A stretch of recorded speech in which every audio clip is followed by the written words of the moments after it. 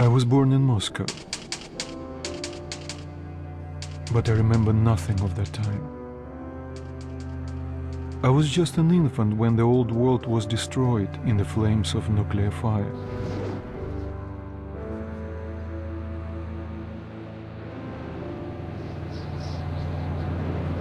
I, along with 40,000 others, were saved by retreating to the metro stations deep under the city. Now 20 years had passed, and going up into the embrace of an endless winter was left to a few brave souls.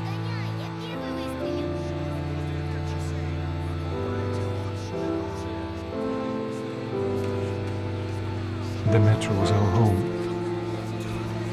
and our fortress against the nightmarish mutants who roamed the tunnels.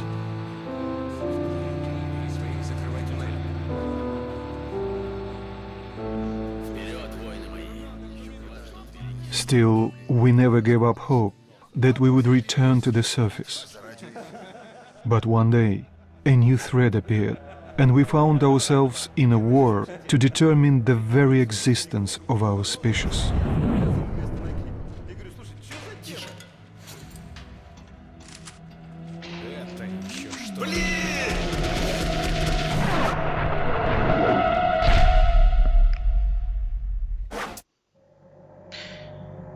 Alright guys, I'm going to be doing a video on Metro 2033, the book and the video game. The book was written by Dmitry I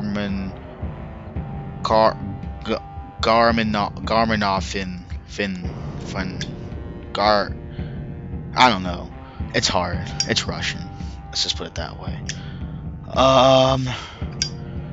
So let's get started. Actually, let me give you some background information on this. The game takes place 20 years after a nuclear holocaust in Moscow. You play as Artyom, a 20-year-old who was born days before the bombs fell, and you were lucky enough to find your way into a metro station, and you've lived there ever since. So all you've known is the metro station. It's cramped quarter, it's dirty, it's smelly, it's just hell.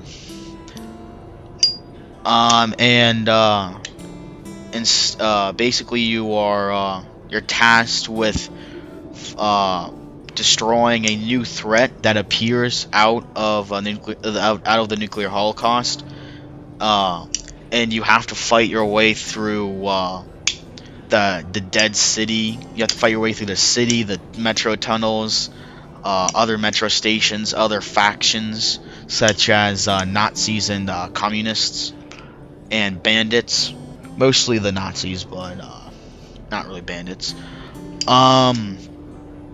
The game is considered to be one of a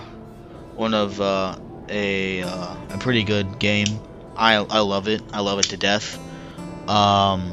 It was shit.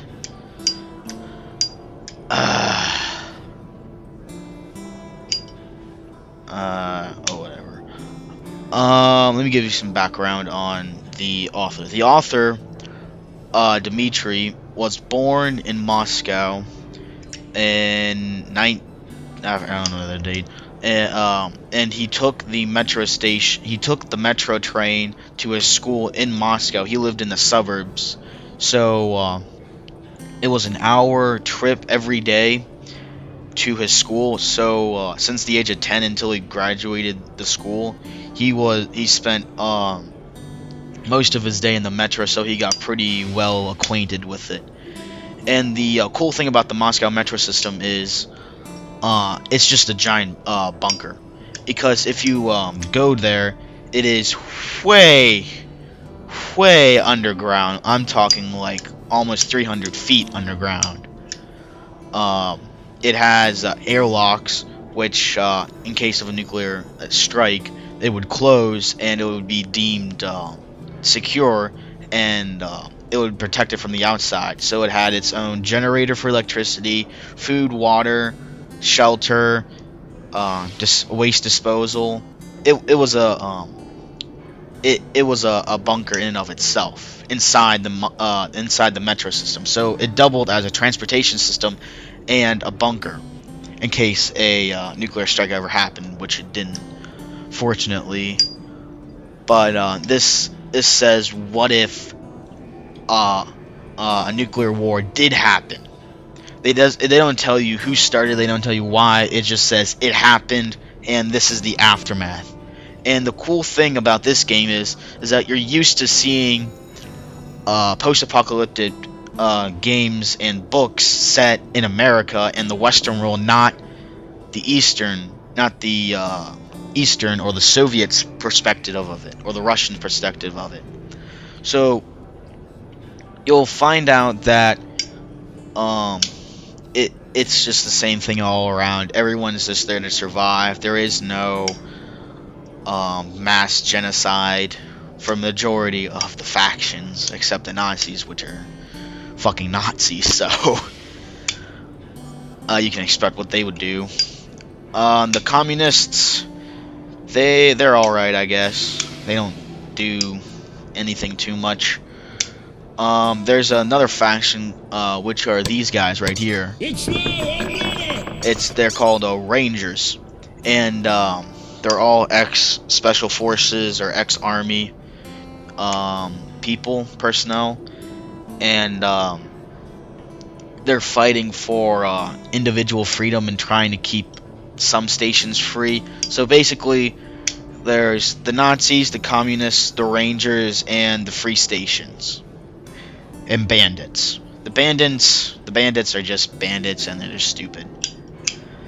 So those are the main groups of people in the game, in the book. So you're tasked with finding help to defeat this new enemy, and the whole game is just getting there. Most of the game is just getting to the main headquarters of the Rangers to ask them for help. And it's not just the Rangers, it's the whole station, and that one station kind of influences the other stations. So it's kind of like one city, like the main city, kind of influences the towns around it to join its cause. So if Artyom can convince Polis to help him in his cause, then most of the other stations will help him. And you meet some pretty interesting people along the way. It's a very dark, gloomy game. I'm not talking about Dead Space or anything. This is in its league of its own. I want to compare it to Fallout, but it's not.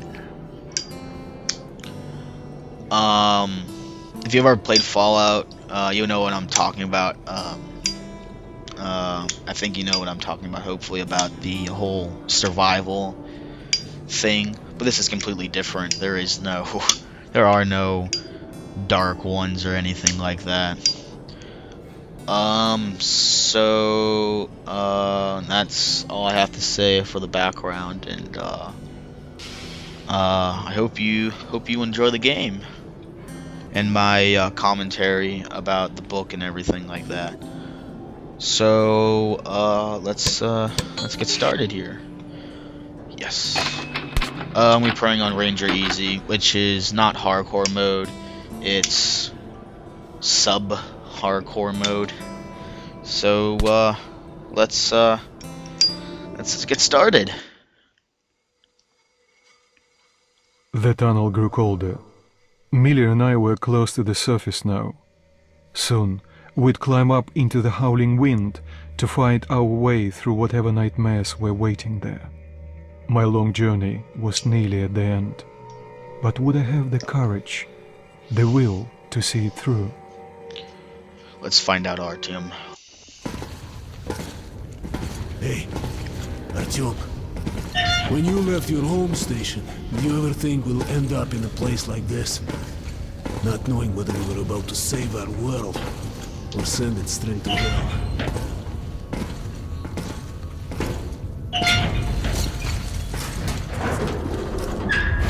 Gotcha!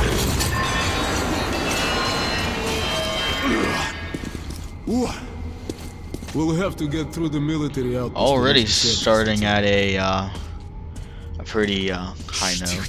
Тихо. Something's moving in the next room. Open the gate, I'll cover. Roger, Command Colonel. Shit is always breaking down in here. Use the auxiliary hand system to open the gate. The one thing I don't get is how there's electricity. That is the only thing I do not get in this game.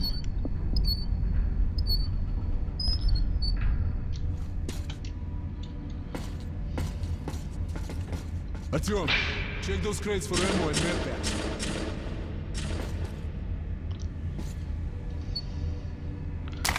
What the fuck? What the fuck was that? What? Oh, my light's going out. Oh well. The filters I just picked up. You can't go on the surface or you'll die without filters because of the radiation and poison gas. So that's what they're for. Ready, Artyom?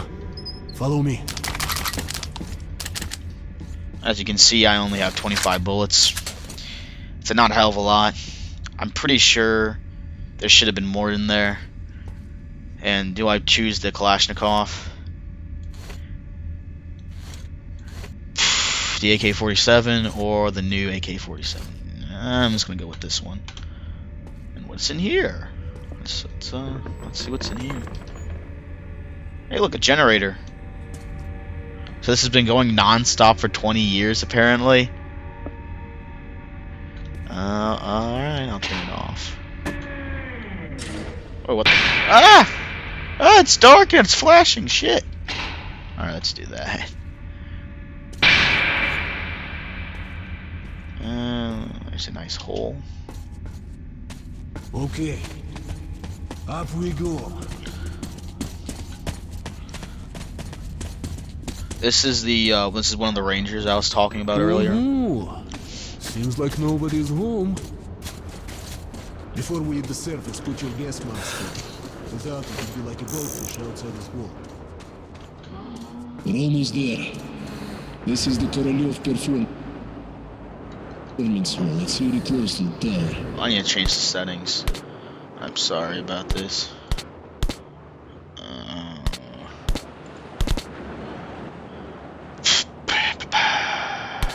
I'm gonna take that back. Put that back.